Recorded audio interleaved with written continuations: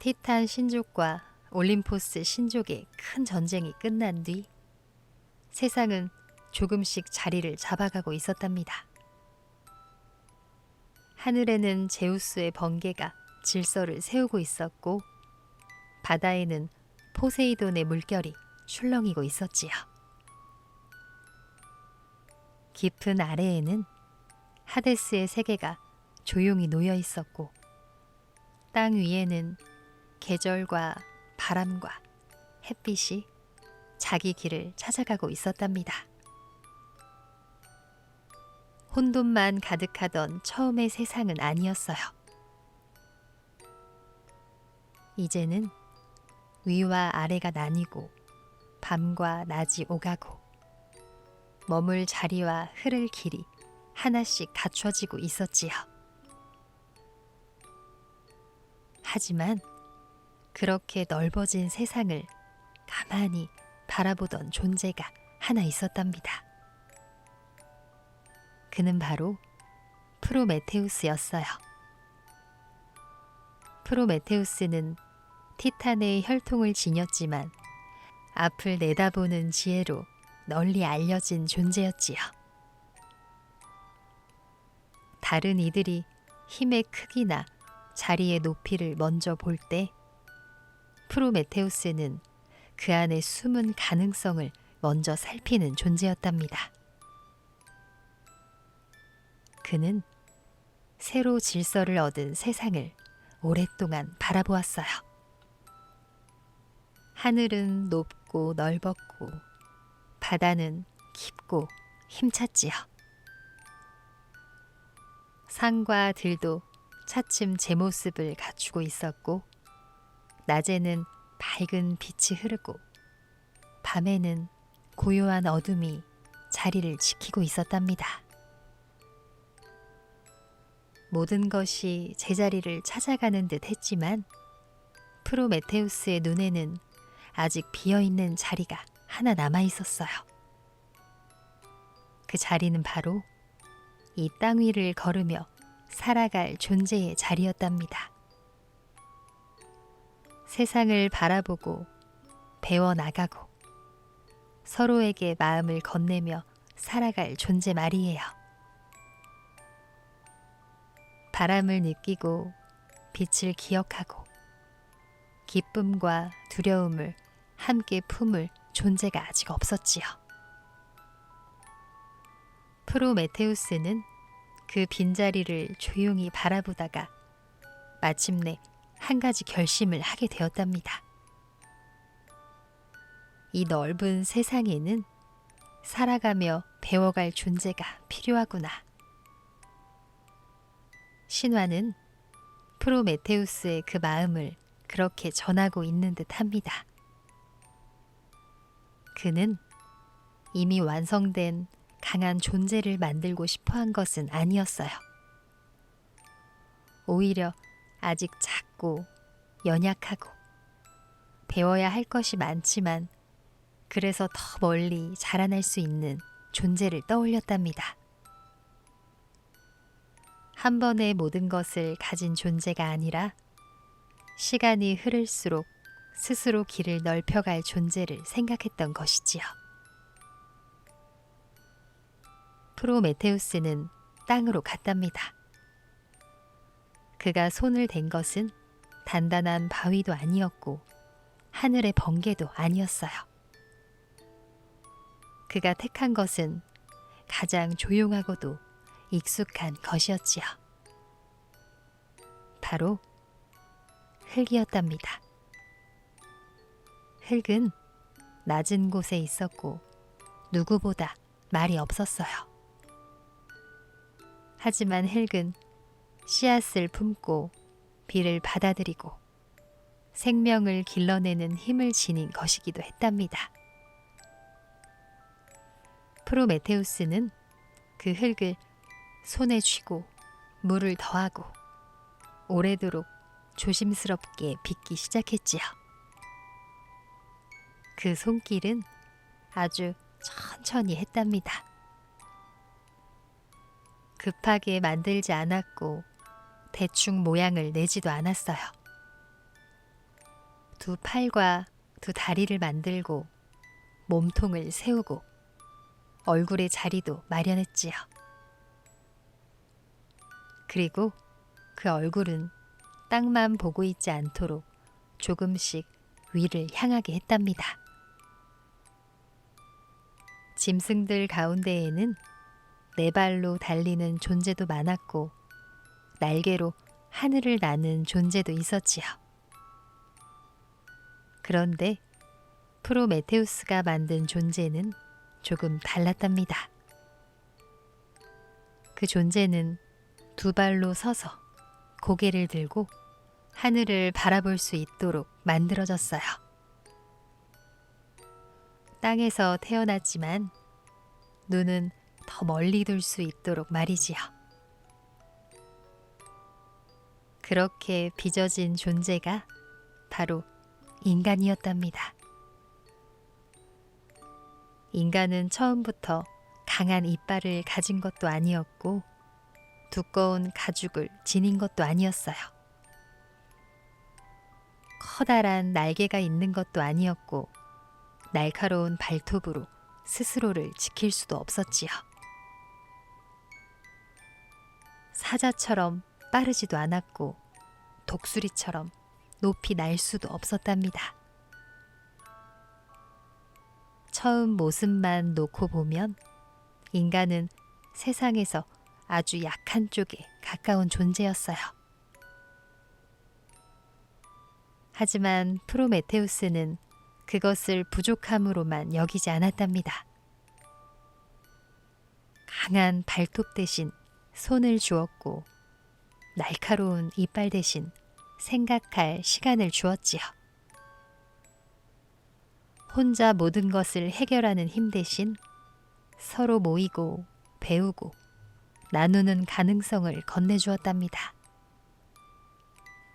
그래서 인간은 한순간에 완성된 존재가 아니라 살아가며 스스로를 넓혀가는 존재가 될 수 있었어요. 전해지는 이야기 가운데에는 아테나가 그 흙으로 빚어진 형상에 숨결을 넣어주었다고도 하지요.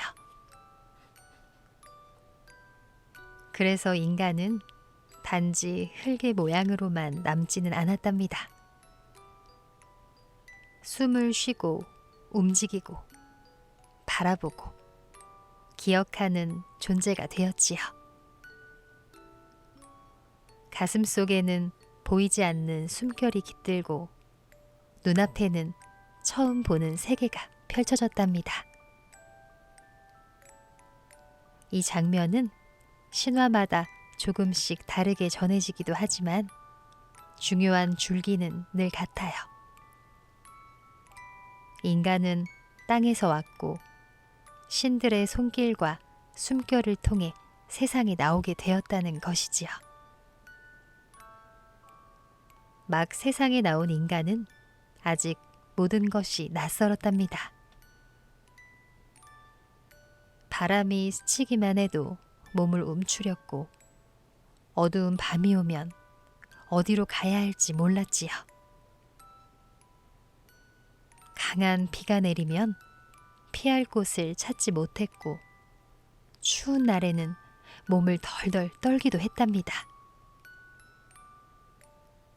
들판은 넓었지만 그 넓음이 때로는 두려움이 되기도 했어요. 숲의 소리는 크게 들렸고 짐승의 발소리에도 쉽게 놀라곤 했지요.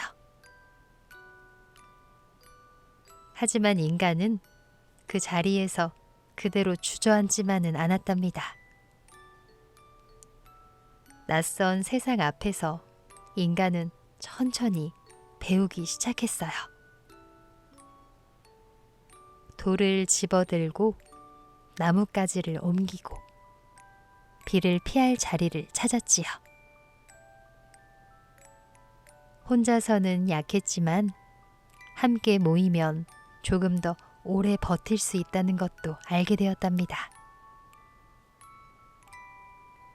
하늘의 빛이 바뀌는 것을 보며 시간이 흐른다는 것을 익히고 계절이 달라질수록 세상의 얼굴도 달라진다는 것을 느끼게 되었지요.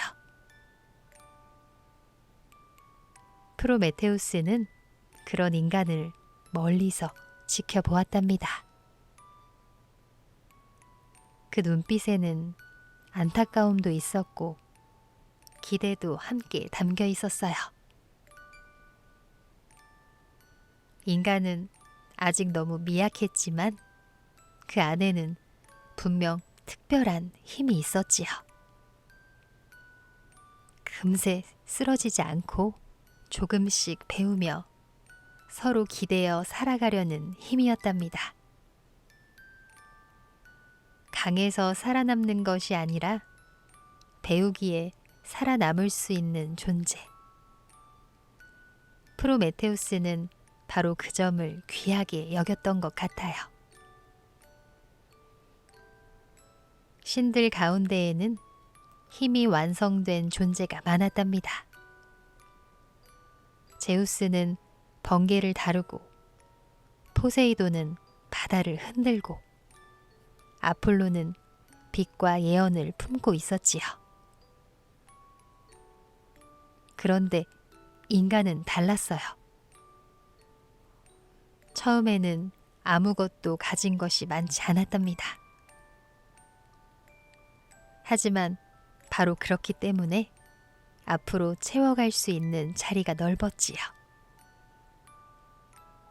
부족함이 곧 가능성이 되는 존재. 프로메테우스는 인간을 그렇게 보았던 것이랍니다. 그래서 그리스 신화 속 프로메테우스는 인간을 가볍게 여긴 존재로 기억되지 않아요. 오히려 인간을 아끼고 보살피고 더 나은 길로 이끌고 싶어한 존재로 남아있답니다. 인간이 처음부터 위대한 일을 해냈기 때문이 아니라 아직 작고 연약한 상태에서도 앞으로 나아가려 했기 때문이지요. 완벽해서 사랑한 것이 아니라 가능성을 품고 있어서 더 귀하게 본 것이랍니다. 이렇게 인간은 세상에 태어났답니다. 흙에서 시작되었지만 단지 흙으로 끝나지 않는 존재로 말이지요. 생각할 수 있고 배우며 자랄 수 있고 서로의 손을 잡을 수 있는 존재로 세상에 놓이게 되었답니다. 높은 하늘을 올려다볼 수 있는 눈을 가진 채 넓은 땅 위에 첫 발을 내딛게 된 것이지요. 그리고 그 시작 곁에는 언제나 프로메테우스가 있었답니다. 그는 인간에게 모든 것을 한꺼번에 주지는 않았어요. 대신 살아가며 익히고 넘어지며 배우고 서로 힘을 합치며 길을 만들어갈 수 있는 시작을 건네주었지요. 그래서 인간의 탄생은 단지 한 존재가 만들어진 사건이 아니라 앞으로 수많은 이야기들이 펼쳐질 문이 열린 순간이기도 했답니다. 신화는 우리에게 이렇게 말해주는 것 같아요. 가장 단단한 것은 처음부터 완성된 것이 아닐 수도 있다고요. 오히려 작고 약해 보여도 배우고 자라고 이어가려는 마음만 있다면 그 존재는 끝내 자기만의 세계를 만들어갈 수 있다고 말이에요. 흙으로 빚어진 인간이 긴 시간을 지나며 문명을 이루고 생각을 나누고 서로를 기억하게 되는 것도 바로 그 시작에서 비롯된답니다. 하지만 인간에게는 아직 하나가 더 필요했어요. 세상을 견디고 더 멀리 나아가고 문을 열 수 있게 해줄 힘 말이에요. 프로메테우스도 그것을 알고 있었답니다. 그래서 그는 다시 한번 큰 결심을 하게 되지요. 인간을 위해 신들의 영역에 있는 불을 가져오기로 말이에요. 아주 작은 숨결로 시작된 인간의 이야기는 그렇게 조금 더 먼 곳을 향해 나아가고 있었답니다. 약하게 태어났다고 해서 작은 존재는 아니에요. 오히려 연약하기에 서로를 찾고 부족하기에 배우며 넘어져도 다시 일어서려는 힘이 생기지요. 프로메테우스가 인간에게서 본 것도 아마 그런 빛이었을 거예요. 아직 크게 타오르지는 않았지만 분명 꺼지지 않을 작은 가능성의 빛을 말이에요.